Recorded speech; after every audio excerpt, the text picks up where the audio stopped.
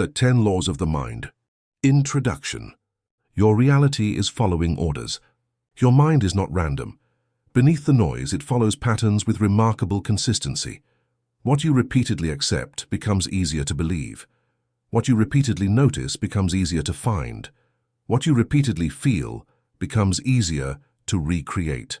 These are not magical commands imposed on the universe.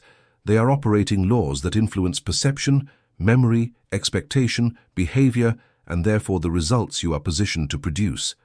This episode organizes those patterns into 10 laws you can observe in ordinary life. By the conclusion, you will be able to diagnose which law is currently working against you and choose a practical intervention. The universe does not operate by chance, it operates by law. Just as there are immutable physical laws that govern the movement of planets and the structure of an atom, there are mental and spiritual laws that govern your life, your prosperity, your health, and your destiny. These laws are impersonal, exact, and perpetual. They do not respond to pleas, hopes, or vague desires.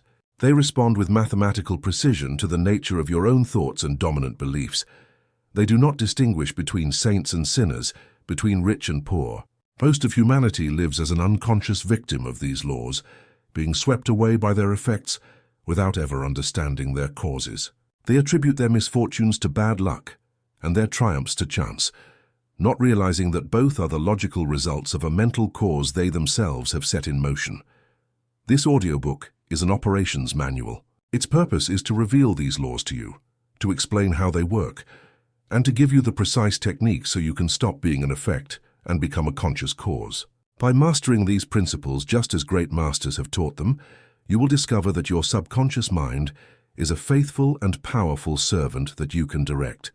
You will learn to formulate commands that your reality must obey, and you will gain the power to dissolve scarcity, to command healing, and to attract success not by miracle but by the deliberate application of universal law. This is not a book of abstract theories. It is a science of the mind. It is the toolbox of the universe. It's time to learn how to use it. Chapter 1. The Master Law. Your mind is one important cause. You've decided to open the universe's user manual. You've accepted the premise that life doesn't operate by chance, but by law. Now we must begin our study with the first, most fundamental and profound of all laws. It's the master pillar on which the entire architecture of reality rests. The great masters of wisdom, from the sages of ancient Egypt to the mystics of India, have taught this primordial truth. Joseph Murphy made it the cornerstone of his philosophy. It is the law of mentalism. This law can be summarized in a simple but devastatingly powerful phrase for our old conceptions of the world. The universe is mind. Let's pause here because everything that follows in this audiobook and in your life will depend on your understanding of this law. What does it mean that the universe is mental? It means that the fundamental substance of everything that exists, the sun that warms you, the chair you sit in, the money in your pocket, your own body, is not at its root solid matter. Modern quantum physics has reached a similar conclusion on its own path. It has discovered that if we break down matter to its most fundamental level, we don't find small solid balls. We find vortices of energy, waves of probability that only collapse into a defined particle when observed.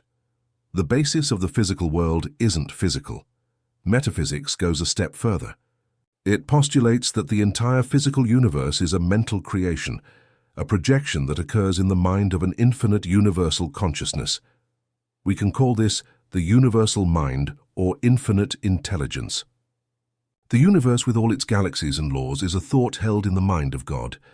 This idea might seem abstract and distant, but this is where the principle of correspondence comes into play. As above, so below. If the universal mind creates through thought, then you, being an individualization of that same mind, operate under the same law. And this is the truth that changes everything for you. Your mind is not a simple observer of reality. It is a projector, and your life is the movie being projected. Your thoughts aren't private, fleeting, and harmless events that happen inside your skull. The creator and the medium, your two minds in action. Your conscious mind is the creator. It's the spark of the universal mind that resides in you. It's the seat of your free will.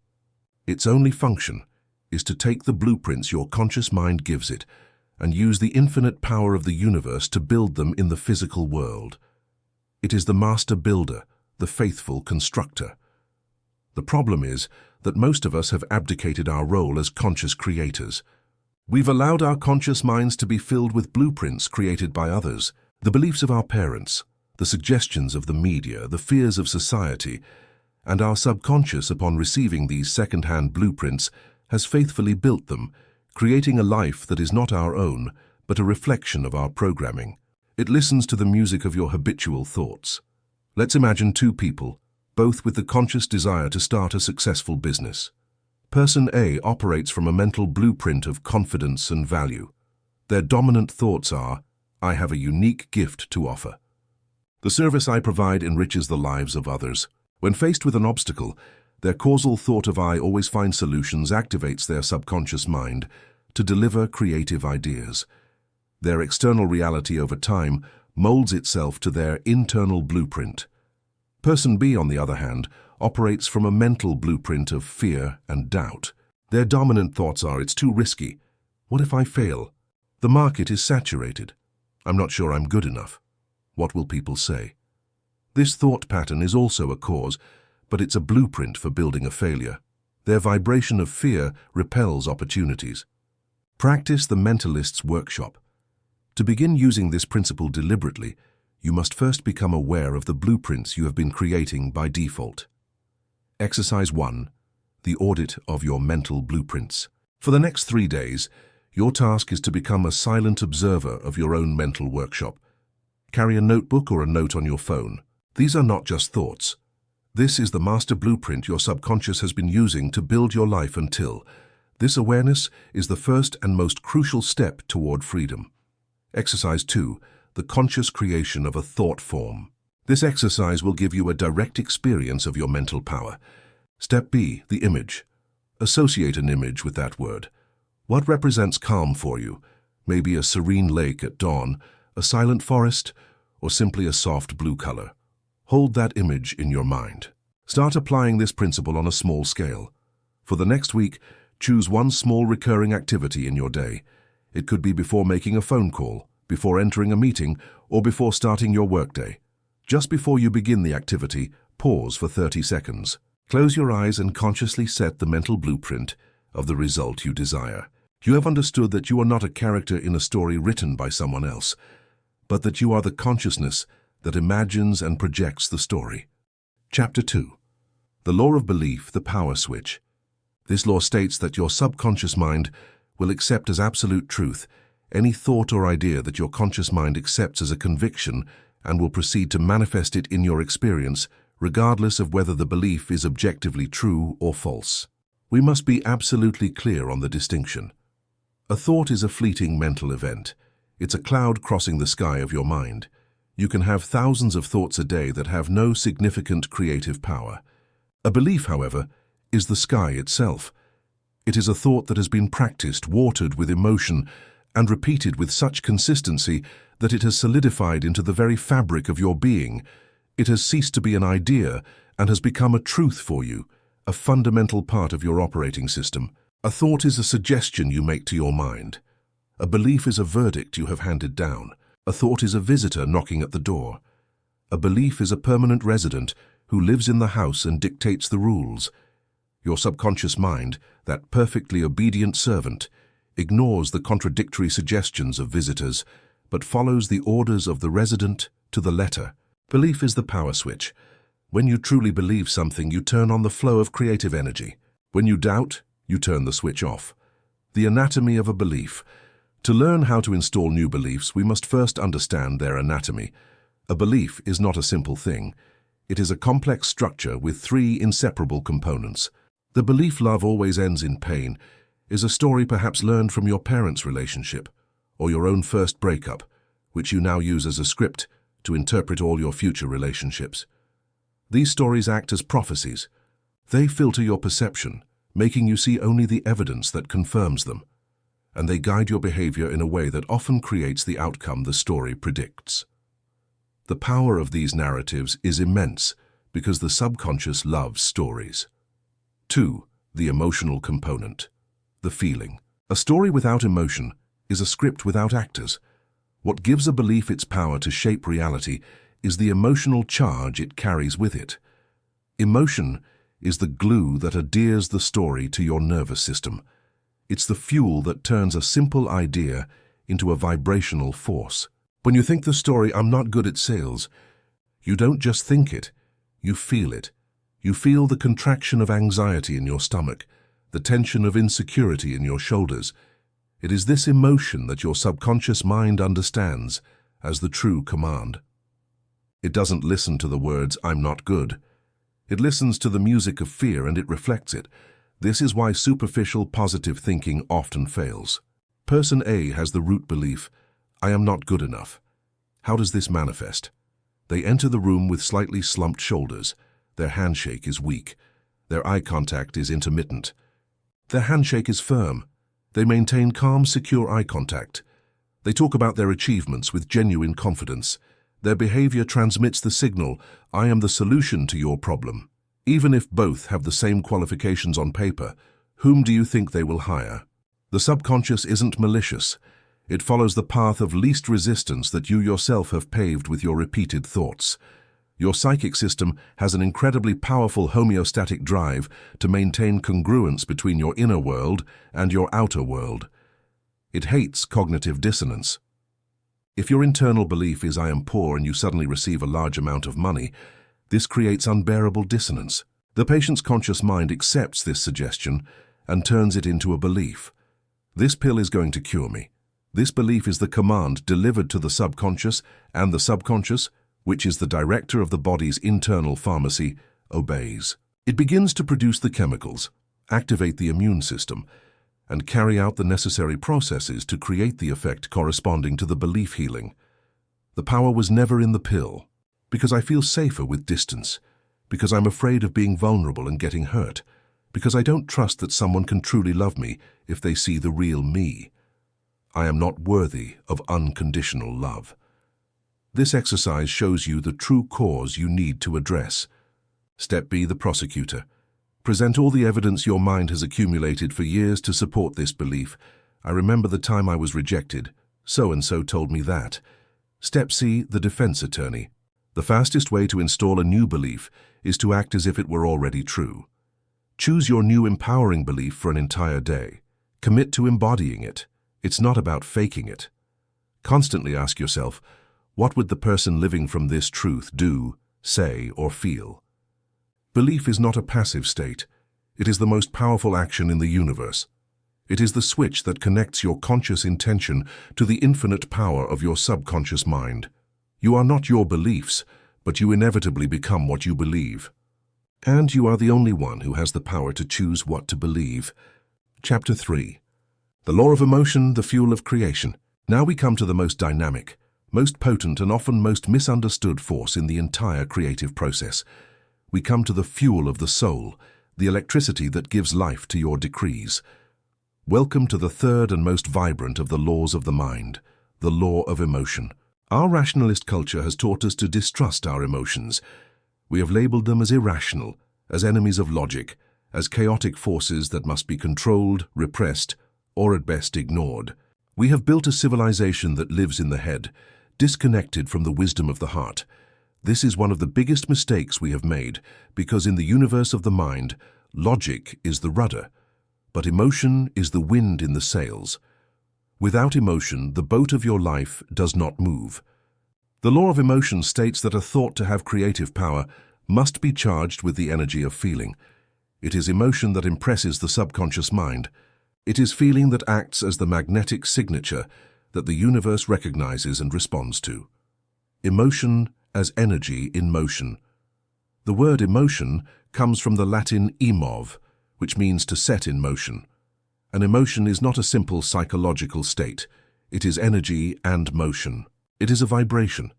Every emotion you experience has a unique frequency signature that radiates from your body and interacts with the quantum field. When you feel an emotion, it is not a private event. You are literally changing the chemistry of your body and the energy of your environment. Every emotion releases a specific cocktail of neuropeptides and hormones. Your cells, which have receptors for these chemicals, are constantly listening to your emotional state. A chronic negative emotional state bathes your cells in the chemistry of stress, creating the ground for disease. A positive emotional state bathes them in the chemistry of regeneration and well-being. The HeartMath Institute has scientifically demonstrated that the human heart generates the most powerful electromagnetic field in the body, a field that can be measured several meters away. The quality of this field changes drastically with our emotions. Contraction emotions, anger, frustration, create a chaotic, incoherent signal. Expansion emotions, gratitude, compassion, create a beautiful, ordered, and coherent signal.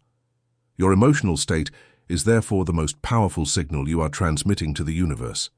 It is not what you think that creates, but what you feel about what you think.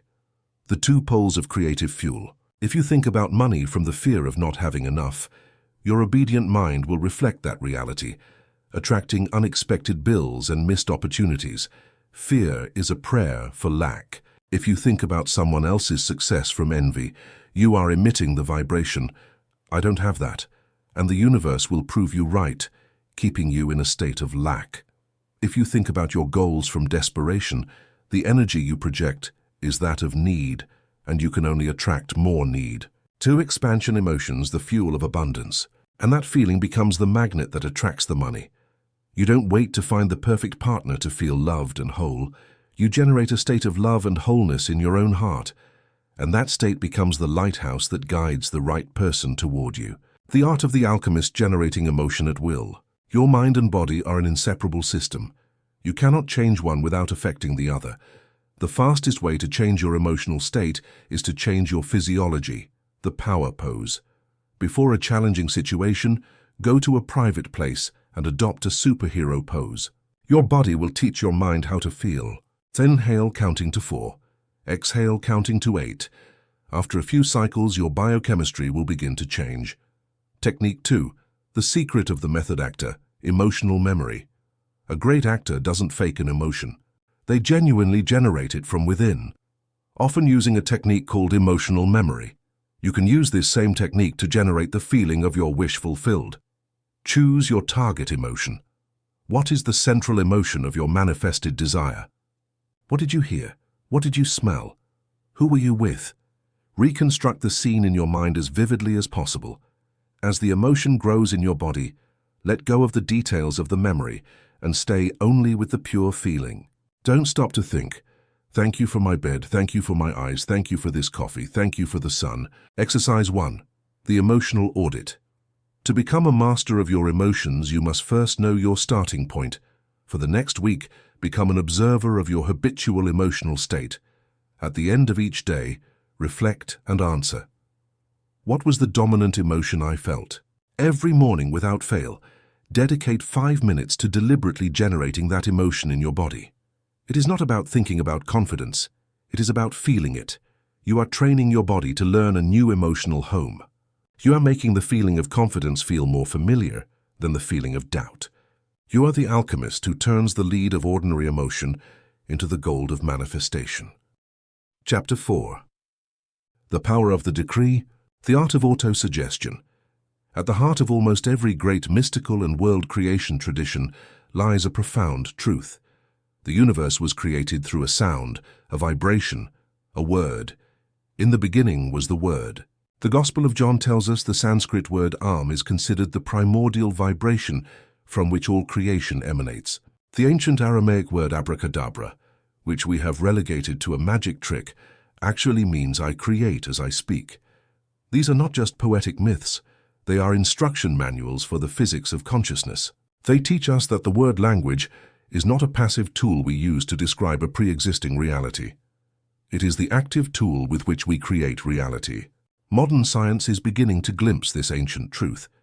Neuroscientists studying the effects of meditation and prayer have discovered that focused, repeated words literally change the structure and function of the brain. From Masaru Emoto in his famous experiments showed how words and intentions directed at water seem to change the crystalline structure of its frozen molecules with words like love and gratitude, creating beautiful and symmetrical forms, and words like hate, creating chaotic and deformed structures. Although his work is controversial in the scientific community, it offers us a visually powerful metaphor for a fundamental principle. Your words are vibration, and vibration shapes matter. Autosuggestion, therefore, is not a simple exercise in superficial positive thinking. It is the act of becoming a vibrational engineer. It is the science of deliberate hypnosis. The art of consciously choosing the commands you want to install in the operating system of your subconscious mind. Anatomy of a failed decree. Why most affirmations don't work. Before you can build decrees that work, you must understand why most people's attempts fail. Millions of people repeat affirmations every day with little or no results, get frustrated, and conclude that this doesn't work. It's not that the law fails, it's that they are applying the law incorrectly. There are 5 fundamental mistakes, 5 sins against the law of suggestion that nullify its power. The first sin, speaking from the future. This is the most common and most subtle mistake. We formulate our affirmations as desires for the future. I will be rich. I will get that job. I will be healthy. By doing this, we are unknowingly giving a very precise command to our subconscious mind to keep that desire perpetually in the future. And the obedient mind makes sure that wealth, the job or health are always just a little bit beyond reach on the horizon. Like a carrot we never catch, the subconscious only operates in the eternal present. It does not understand tomorrow. For it, the future is an abstraction that never arrives. The second sin, focusing on the negative. The subconscious is a primordial symbolic mind. It does not process negatives. Well, it's as if it's deaf to the word not. If you give it the command, I don't want to be anxious, the operative word, the image, and the feeling that your mind focuses on is anxious. It's like telling someone, don't think of a pink elephant. It's impossible. Feeling is the fuel that starts the engine of creation. A word without feeling is a command without energy. The fourth sin, the scream of doubt. You stand in front of the mirror and say, I am a money magnet. But while you say it, a much louder, more familiar voice in the back of your mind screams, that's a lie. Look at your bank account. Often our affirmations are actually vague desires. I want to be happy. I want my life to be better. To the subconscious, this is like giving a builder a blueprint that only says, build me a nice house. It's a useless command due to its lack of specificity. The subconscious is a literal servant. Formulate your decree in terms of what you wish to create, not what you wish to eliminate. Instead of I am not sick, say I am filled with vibrant health. Pillar 3. The personal, the I. Your decree must be a statement about yourself. Always start with I. Pillar 5. The power, the emotional charge. This is the central pillar. You must generate the feeling of the wish fulfilled. Before you say your decree, close your eyes and feel the emotion you would have if it were already true. Feel the relief, the gratitude, the joy, and then speak from that state. What does it focus on? The negative, lonely, hard. What tense is it in? Step C, the alchemical reconstruction. Now you're going to use the pillars to rewrite it as a master decree. In the morning, 5 minutes, stand in front of the mirror. Look yourself in the eyes and repeat your decree aloud with feeling and conviction for at least 1 minute. During the day, microdoses the anchor. Choose an anchor like drinking water. Exercise 3, the I am meditation. This is a meditation to connect with the creative power behind any decree. Simply start mentally repeating the 2 most powerful words. Don't add anything after. Not I am this or I am that. You are the programmer, and your conscious decrees are the new code that with persistence and faith will shape a universe that reflects your true magnificence. Chapter 5. The technique of creative visualization. Creating memories of the future. Your subconscious mind is the symbolic mind. It doesn't think in abstract phrases. It thinks in sensory images. A single image can contain the equivalent of 1,000 words of information, emotion, and instruction. It is the highest fidelity language for communicating with your inner servant. For this reason, disciplined imagination, the act of deliberately creating images in your mind, is the most powerful tool you possess for subconscious reprogramming. It is not mere daydreaming or escapist fantasy. Visualization, when practiced correctly, is the act of drawing the architectural blueprint of your future reality and handing it over to the master builder that is your subconscious. The science of the mental movie, creating memories of the future. To understand why visualization is so incredibly powerful, we must delve into the neuroscience of the mind. The most amazing and empowering truth science has discovered is this: your brain and nervous system do not clearly distinguish between a real experience and an vividly, repeatedly, and emotionally charged imagined experience. For your subconscious, both are real. Studies with elite athletes have demonstrated this principle powerfully. When an Olympic skier closes their eyes and visualizes a perfect run, brain scans show that the same motor areas in their brain are activated as if they were physically on the slope. They are literally practicing the race and strengthening the neural pathways of success without moving a single muscle. Musicians who practice a piece on a mental piano develop neural connections in their motor cortex, similarly to physical practice. When you create a vivid mental image of your success, you are not simply thinking positive. You are creating a neurological experience. You are rehearsing your future. You are building in your brain the hardware of the person you want to be. You are creating what Dr. Joe Dispenza calls a memory of the future. This idea is monumental. By familiarizing your nervous system with that new emotion, you stop living in the past and start living in your new future. The Master Director's Manual: How to Build Your Mental Movie. For your visualization to be a manifestation tool and not a simple fantasy, it must be practiced with the discipline and art of a master film director. Step 1. The script. You are completely healthy. Or perhaps the scene is you doing a physical activity you couldn't do before, like running on the beach, feeling the breeze and strength in your legs. If your desire is prosperity, the scene could be a conversation with your partner where you joyfully say, "We've paid off all our debts, we are free." Or the scene of you looking at your online bank statement and feeling a profound sense of peace and security. If your desire is to find your ideal partner, the scene is not the first date. Close your eyes and immerse yourself in your movie site. Don't just see the scene. Look at the details. What is the lighting like? What clothes are you wearing? What is the expression on the faces of the people around you? Make it vivid. Hearing. What sounds do you hear in your scene? Are they someone's words of congratulations? The sound of your new house keys? Is it the embrace of a loved one? The feel of the steering wheel of your new car? The texture of an important document you are signing? Feel the weight, the temperature, the solidity of the objects in your scene, smell and taste. Often forgotten, these senses are deeply connected to memory and emotion. Is there any smell in your scene? As you visualize the scene with all your senses, identify the dominant emotion you would feel if that were real. It is not a superficial emotion like excitement. It is a deep soul feeling. Is it gratitude, relief, freedom, peace, serene joy, love? Once you identify that central emotion, focus on it.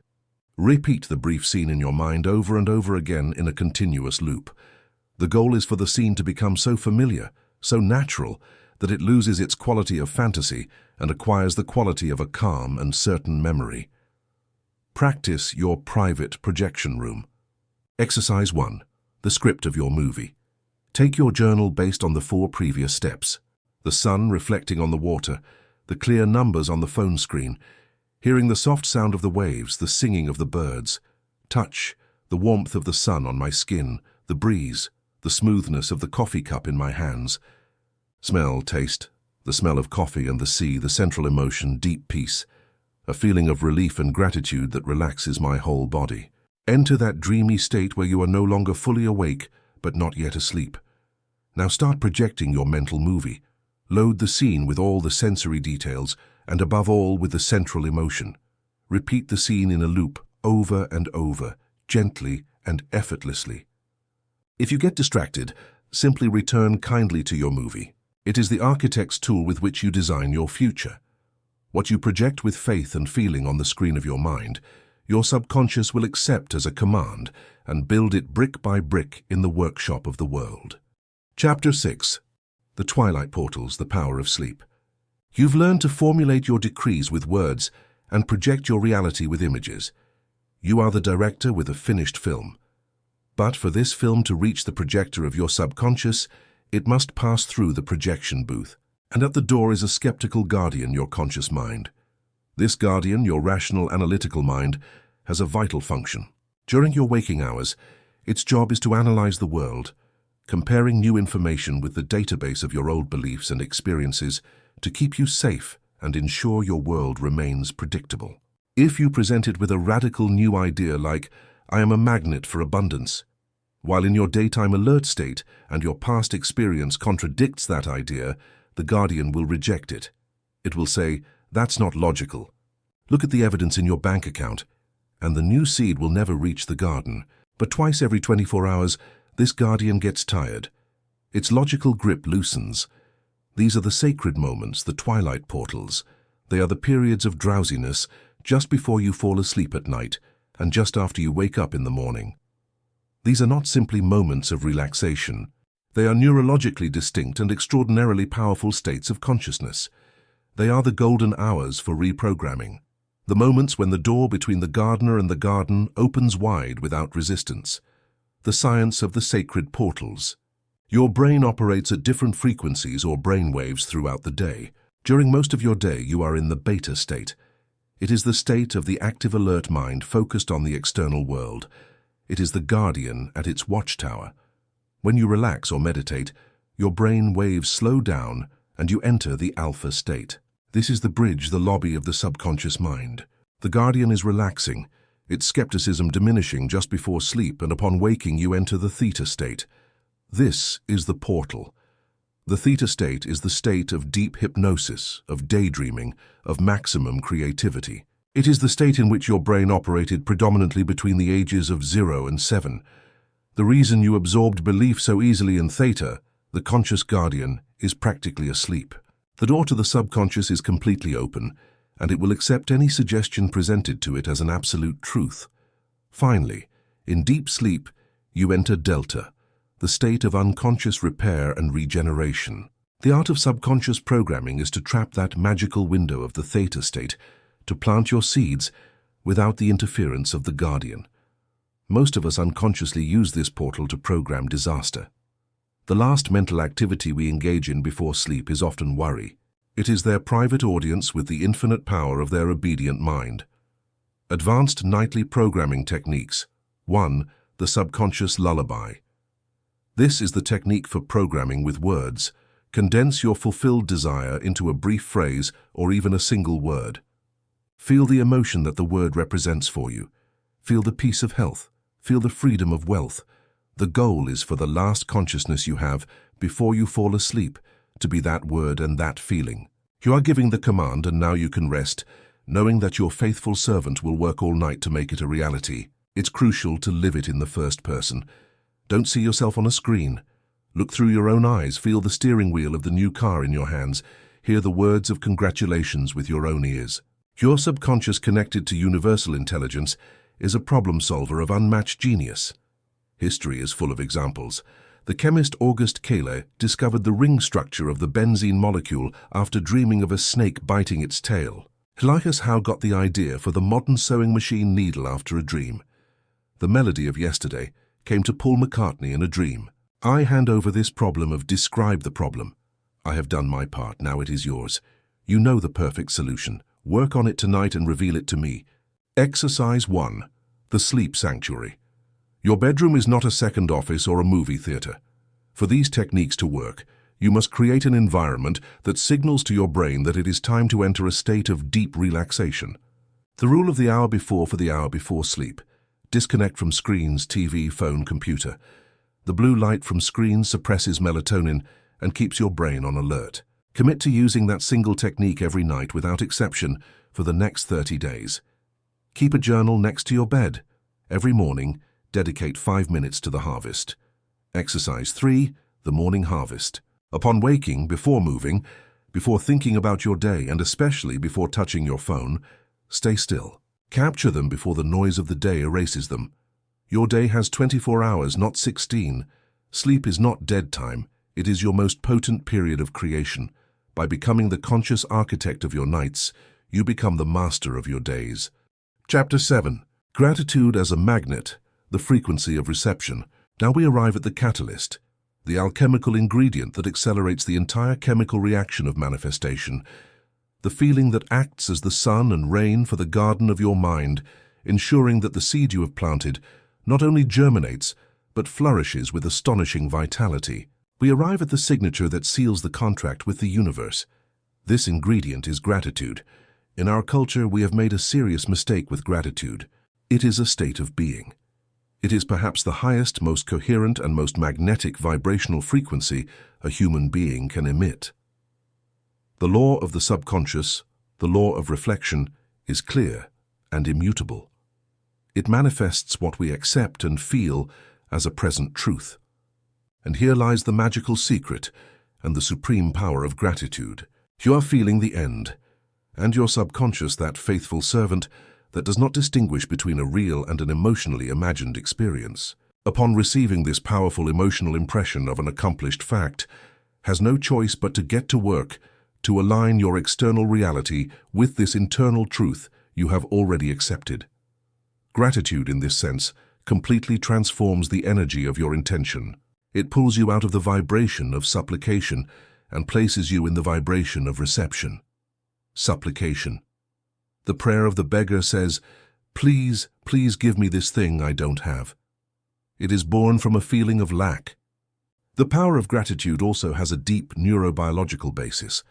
When we cultivate a state of gratitude, our brain releases dopamine and serotonin, the same neurotransmitters associated with happiness and well-being. It literally makes us feel good. A brain bathed in gratitude is a healthier, happier brain and much more receptive to solutions and opportunities than a brain drowning in worry. To master this power, we must explore its 3 dimensions. This is a radical idea. Our natural tendency is to resent our wounds, be ashamed of our failures, and wish our past had been different. But the alchemist understands that each of those experiences was a lesson in disguise. Every failure was a harsh teacher who taught you resilience. Every broken heart expanded your capacity for compassion. When you can sincerely look at an old wound and say, "Thank you for the lesson. Thank you for the strength you forged in me," you perform a miracle. You release the toxic emotional burden of resentment and guilt and transform a memory that weakened you into a source of power. You are rewriting your story, not changing the facts, but changing the meaning you give them. And by healing the vibration of your past, you stop projecting that pain into your present. Don't say, "I'm grateful for my health." Say, "I'm grateful for the strength of my legs that allows me to walk, for my lungs that breathe air effortlessly, for my eyes that allow me to see the colors of this world." By practicing this, you are not just improving your mood.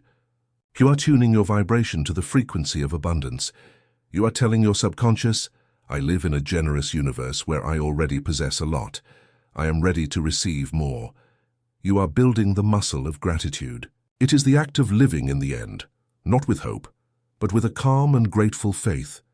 It is the purest embodiment of the feeling of the wish fulfilled. When you worry about the future, you are using your imagination to create a negative scenario and feeling the emotion of that scenario. You are praying for what you don't want. Gratitude for the future is the conscious use of the same faculty but in the opposite direction. Practice the ritual of manifesting gratitude. Exercise 1. The 3-level gratitude journal. This is your daily training to become a master of gratitude. In the morning, present level. Before you start your day, write in your journal 10 specific things you are grateful for. At night, future level, in your drowsy state, choose your main desire. And instead of an affirmation, perform a prayer of thanks. Thank the infinite intelligence with a deep and sincere feeling because your wish is already a fact. For example, thank you for my perfect, radiant health, and fall asleep in that feeling. Exercise 2. The gratitude walk. When you feel a contractive emotion, fear, anger, sadness, do not fight it. Pause, acknowledge the emotion, and then look for something, anything within that situation that you can be grateful for. If you feel fear about a presentation, you can say, "I'm grateful for the opportunity to challenge myself and grow." If you feel anger about a conflict, you can say, "I'm grateful for this opportunity to practice patience and compassion." This act of seeking the gold in the mud does not deny the negative emotion, but introduces a higher vibration that begins to transmute it. We have learned to give it clear commands through autosuggestion and visualization, and now we have learned to seal those commands with the power of gratitude. We are equipped with the fundamental tools of reprogramming. Chapter 8. The language of wealth. The word, as we saw in previous chapters, the word is not a simple sound, it is a decree. It is a vibration that shapes energy. It is a spell you cast into the field of reality, a command that your obedient mind and your attention and behavior tend to reinforce with relentless fidelity. And in no area is this law more evident and faster in its reflection than in the realm of wealth. Your current financial reality, the amount of money flowing into your life, is not a reflection of your worth, your effort, or the economic situation. It is a perfect and direct reflection of the language you habitually use when you think and talk about money. You have been describing your financial world, and in describing it you have been creating it. You have been the prophet of your own economy, the enchantment of poverty, the vocabulary of scarcity. Before you can learn the language of wealth, you must become aware of the enchantment of poverty, the vocabulary of scarcity that most of us have learned to speak with an unconscious fluency. It is a declaration of absolute powerlessness. It closes the door to all possibility. When you say, "I can't afford it," your obedient mind stops looking for solutions. It accepts the limitation as a final sentence. Creativity is turned off. To maintain your identity as a good person, your subconscious will work to repel money from your life. You have to work like a slave to earn money. This decree merges prosperity with suffering. It installs the belief that wealth can only be obtained through sacrifice, exhaustion, and the loss of the joy of living. As a result, you either work yourself to exhaustion for little money, or you unconsciously reject opportunities for great wealth because your mind associates them with unbearable pain. You are giving up your power as a creator. You are saying that you do not have access to that luck, reinforcing your identity as someone at the mercy of chance. These phrases and many others like them are the bricks with which we build our own financial prison. They are the commands that our faithful servant has been executing for years. To free yourself, you don't have to fight reality. The universe hears lack and gives you more of that experience. The language of abundance speaks from a place of choice and being. Instead of "I need more money," the decree is "I choose to create and receive more abundance in my life." Instead of "I wish I had," the decree is "I am the source of my own prosperity." This linguistic shift takes you out of the role of a beggar and puts you into that of a sovereign creator. Instead of "I'm going to get that contract," the decree is "I am so happy and grateful for this new prosperous contract." You speak of the end as if it has already happened, feeling the emotion of its fulfillment. You are creating the memory of the future. Principle 3. Bless wealth wherever you see it. Envy and resentment toward others' success are pure poison for your own prosperity. We desire it, but we also fear it. We see it as a source of stress, conflict, and worry. The master of abundance changes this relationship. He personifies money not as an unpredictable tyrant, but as an ally, a servant, and energetic friend. Instead of saying "damn money," say "money is my friend and my partner." The wealth consciousness understands that money is energy and that it must circulate. The act of paying is as important as the act of receiving. The practice is to bless your bills. Every time you pay a bill, instead of doing it with resentment, do it with gratitude.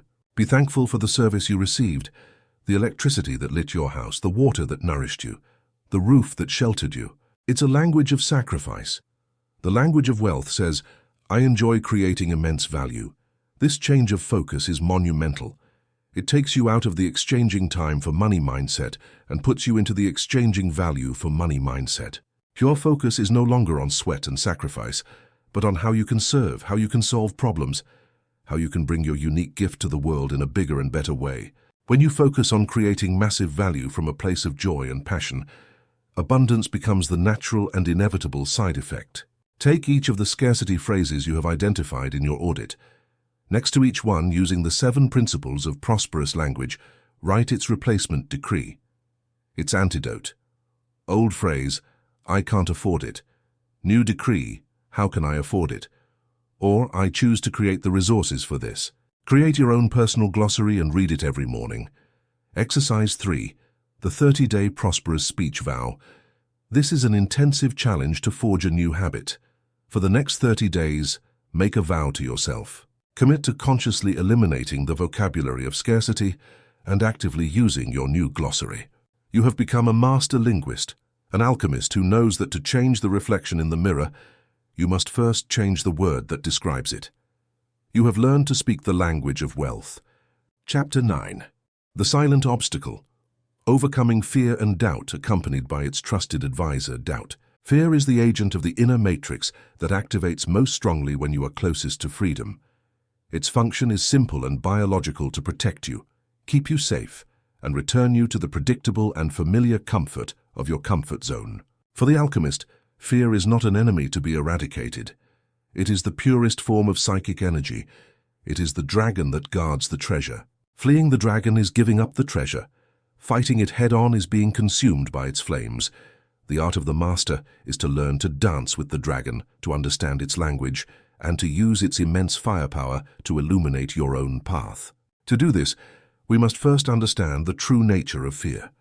Most of the fear we experience is not the acute, instinctive fear that saves our lives from a real physical threat. That fear is an ally. The fear we are talking about here is psychological fear, anxiety, worry, doubt. This fear does not live in reality. It lives in a single place in time. Psychological fear is always a projection of your mind into a future that has not happened, based on a wound from the past that has not healed. It is in essence a destructive and uncontrolled use of your power of imagination. It is the act of using your inner cinema to write, direct, and project in a never-ending loop. The movie of your own catastrophe and your subconscious mind, that obedient servant that does not distinguish between a real and an emotionally imagined experience, takes that horror movie as a direct command. It accepts the script of failure as the blueprint for your reality and begins to build it, generating the chemistry of anxiety in your body and attracting circumstances that validate your fear. The anatomy of your fears. Getting to know the guardians. To disarm your guardians, you must first know their faces. Although fear feels like a monolithic emotion, it manifests through several masks. 1. The fear of failure. This is the most common guardian. Its root is the fear of shame and judgment. It is the belief that our value as human beings is intrinsically linked to our performance. If our project fails, it is not the project that has failed. It is us who have failed. To protect ourselves from this existential pain, this guardian whispers the safest strategy of all. If you don't play, you can't lose. Its reflection in our life is procrastination, perfectionism, and the paralysis of never starting. 2. The fear of success. This guardian is more subtle and cunning. What if I become someone I don't like? The fear of success is the fear of expansion, the fear that the light of our own power is too bright. Its reflection is self-sabotage, getting right to the edge of a great achievement and inexplicably making a mistake that ruins everything. 3. The fear of criticism and rejection. This is the most tribal guardian. The market is saturated. The odds are against you. Doubt is the rational mind's attempt to obtain a 100% guarantee in a universe that is inherently uncertain. Its reflection is paralysis by analysis. Endless research, planning, and deliberation without ever taking the leap of faith that action requires. When fear begins to project its horror movie in your mind, don't try to forcibly turn it off. Simply change the channel with an act of deliberate will. Withdraw your attention from the fear movie and project your own movie. As we learned, this is not a vague hope. It is a multi-sensory simulation of the happy ending. Name 5 things you can see. The lamp, the book, the cup, the window, your hand. Name 4 things you can feel in your body. The chair under your weight, your feet on the floor, the air on your skin, the clothes covering you. Name 3 things you can hear. Even the smallest, most imperfect action. Action sends a powerful signal to your primitive brain. It tells it the threat is not as great as you thought. We are handling the situation. You can deactivate the alarm. Use the 2-minute rule. Instead of resisting the possibility of failure, you accept it, and then you go one step further. You look for the gold hidden even in that scenario. If your greatest fear is failing in your new business, ask yourself, what if I fail? What would be the hidden gift in that experience? What would I learn about myself? Practice the Brave Warrior's Workshop. Exercise 1. The Fear Inventory and the Triumph Script.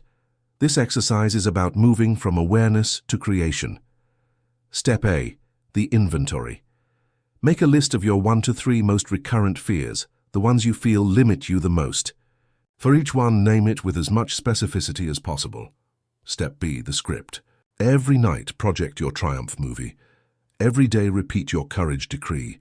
When you feel fear, use radical presence. And when the time comes to act, use the 2-minute rule to start. This challenge is not about achieving a perfect result. You are the director of your mind's cinema, and you have at every moment the sovereign power to change the movie. Chapter 10. Applying the law for success and harmonious relationships. These two areas, although they may seem distinct, are governed by the same infallible law of reflection. The way you experience yourself in your career and the quality of the relationships you attract are a direct mirror of your deepest beliefs about your own worth, your deservingness, and your place in the world. A feeling of unworthiness within you will be reflected in a boss who doesn't value you and a partner who doesn't respect you. In this final chapter, we will immerse ourselves in a practical workshop to apply all the tools we have learned and give the conscious commands that will create a reflection of professional success and harmonious love. Part 1. The Professional Success Workshop. First, we must deconstruct the word success. The cultural matrix has sold us a very limited definition of success. A job title with an impressive name, a 6F-figure salary, the recognition and approval of others. We have been programmed to pursue these external symbols, believing that once we obtain them, we will finally feel successful. The master of the mind inverts this formula. He knows that success is not a destination you arrive at. It is an inner state from which you operate. True success is not something you get. It is something you are. True success is the feeling of purpose, growth, contribution, and satisfaction that you experience in your daily work. When you cultivate this inner state, the external symbols of success often arrive as a natural byproduct. The first step is to define what success means to you. Not for society, not for your parents. For you, how does it feel? For some, it is freedom. For others, service. For others, leadership. Before you can give a clear command to your subconscious, you must have a clear blueprint. Once you have your vision, the next step is to identify the false decrees, the limiting beliefs that are sabotaging your success. The most common are I'm not good enough, smart enough, talented enough, impostor syndrome. I'm afraid of failure, criticism, and judgment. I'm afraid of success, visibility, and the responsibility that comes with it. I hate my job, but it's safe. You know, these beliefs are the commands that your obedient mind has been executing. We are going to give it new commands. Techniques to manifest success. 1. The professional identity decree. You must forge a new identity. Instead of focusing on the goal, focus on becoming the person who naturally achieves that goal. Create your I am affirmation. Design a decree that defines your new professional identity. Immerse yourself in the emotion. Project this movie in your mind, charging it with the emotion of triumph, satisfaction of I did it. Feel that emotion in every cell of your body. This is the command your subconscious will execute. 3. The Nightly Counsel for Professional Challenges. The law is identical. The quality of your relationships is a direct reflection of the quality of the relationship you have with yourself. If you constantly criticize yourself, you will attract partners who criticize you. If you feel unworthy of love, you will attract people who don't value you. If you are afraid of abandonment, you will attract partners who won't commit. Your main affirmation should not be about finding someone, but about becoming someone who is loved. I am worthy of a deep, respectful, and joyful love. I love and accept myself unconditionally. I am a complete and happy person on my own. And from this wholeness, I attract my ideal partner who is my perfect spiritual and emotional complement. It could be the scene of a comforting hug after a difficult day, feeling a profound sense of home and security. Focus on the central feeling. It is not the excitement of novelty.